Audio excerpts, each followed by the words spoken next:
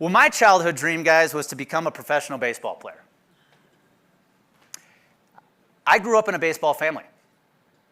My dad was a college baseball player, also an extremely successful high school baseball coach. He was the longtime coach in my hometown. I played for him, and he's actually one of the winningest coaches in Wisconsin state history.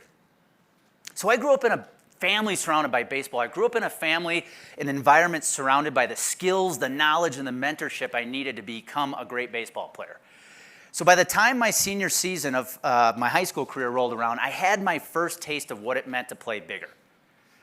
You see, going into my senior year, I had committed to playing baseball at Winona State University, a Division II college baseball program in Minnesota. But I wasn't satisfied. I wanted to play bigger. I wanted to play Division I baseball. But I had a slight challenge. You see, in high school, I was a shortstop and a pitcher, and I knew that playing at the next level would be on the mound as a pitcher. But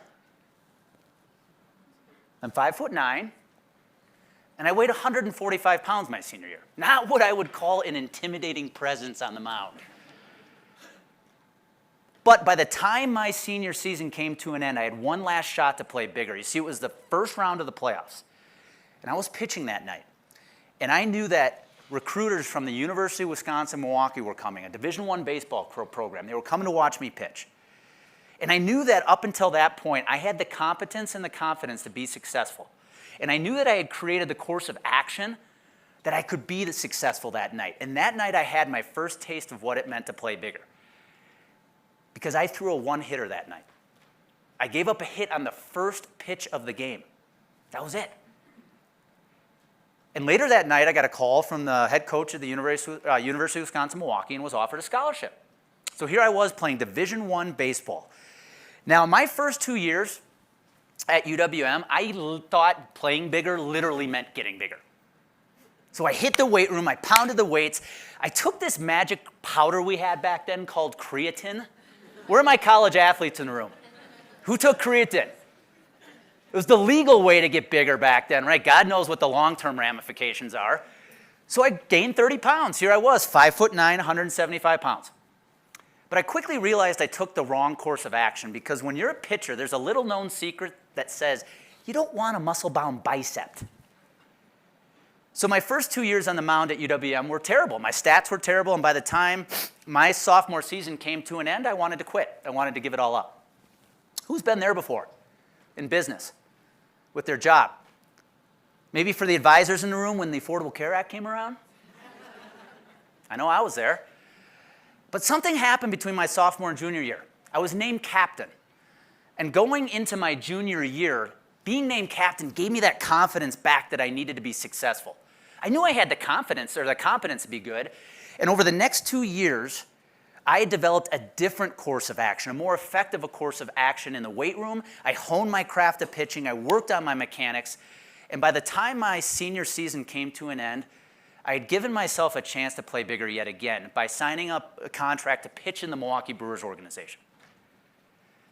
Now, I wish I could keep telling you stories of massive success and how I overcame the odds and catapulted to the major leagues. But this is where the success story ends, guys. Because when I got to Pro Bowl, I lost my confidence. You see, I was playing on the same field with guys from bigger schools, Arizona State, LSU, Texas, and it got to my head. And I got away from the course of action that made me successful in high school and later on in college. And that's why I only spent a couple years in pro ball. In fact, there's one game that sticks in my head forever that signifies what my pro career was like. I was pitching with the Helena Brewers in Helena, Montana.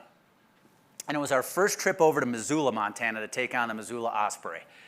And I can remember the bus ride from Helena over McDonald Pass into Missoula. And on the bus, the coaching staff had warned us, watch out for the crowd in Missoula. You got the college kids there at the University of Montana. It's summer, school's out. They love to come to the games, and they love to make the opposing night a nightmare for every opposing player because they drink a bit too much. So here we are. It's the first game of the series. And our starting pitcher, I remember this game like it was last night. It was an odd night in Missoula because, first of all, it was hot and humid, which we're in this part of the country. This is not the norm when it's hot and humid. There were 5,000 people in the stands. It was filled.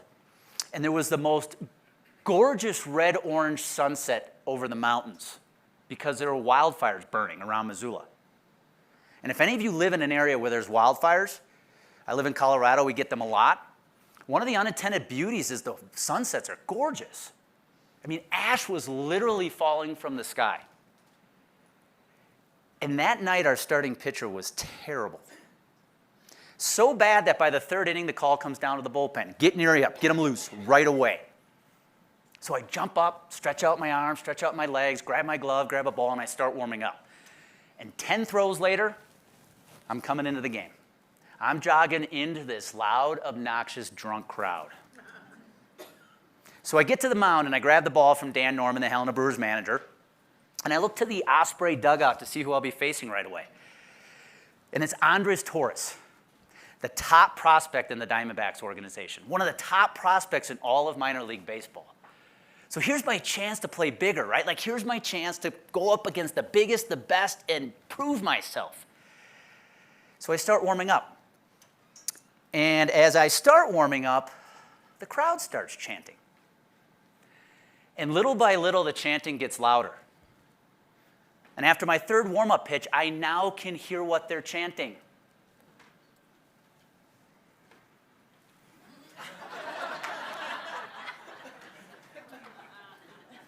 So can you guys help me relive a memory? On the count of three, can we all chant this together? 1, 2, 3. How can you pitch when you're 5'6"? Thank you for that. But in that moment, my mind went somewhere it shouldn't have. Instead of getting jacked up, instead of playing bigger, my mind listened to the crowd. It said, yeah, who am I? I'm 5'9", not 5'6".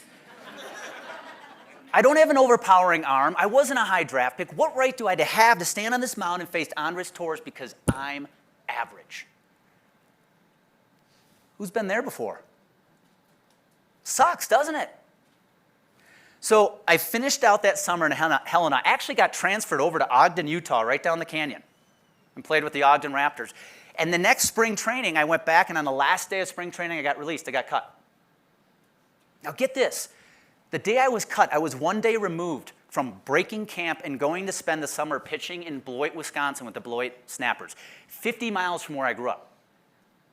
I was 3 promotions away from pitching for the Milwaukee Brewers, 30 miles from my hometown. I mean, you talk about a childhood dream. Gone. It's over. And when I look back at that day that I was released, I learned a lesson that will stick with me for the rest of my life. And that is this. If you want to play bigger, you have got to have a major league mindset. And having a major league mindset requires having the right mix of competence and confidence mixed with one hell of a course of action.